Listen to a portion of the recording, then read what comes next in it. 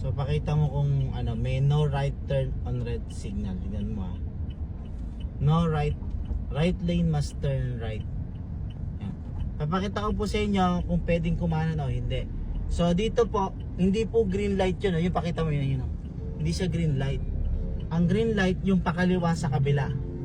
Ayun pakaliwa. So libre po tayong kumanan, no? Kasi wala tayong ma-obstruct Red light to sa taas Yan, wala tayong ma-obstruct na sasakyan. Kaya yung mga ganyang sitwasyon na traffic light, pwede po nating kananan yon, no? Bawal lang siyang kananan kung green yung papasukan natin. Ito naman yung bawal kumanan kahit walang signage. Walang no right turn on red signal, no?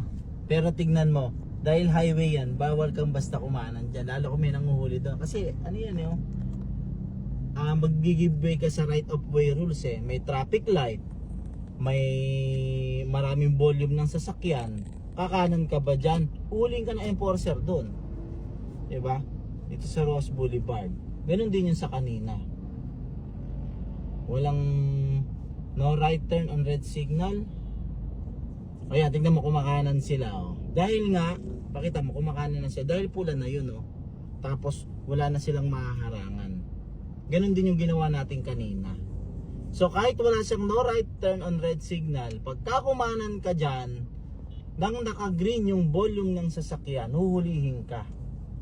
Lalo na, nilagpasan mo na yung stop line. Yan yung stop line na yan yung puti na yan.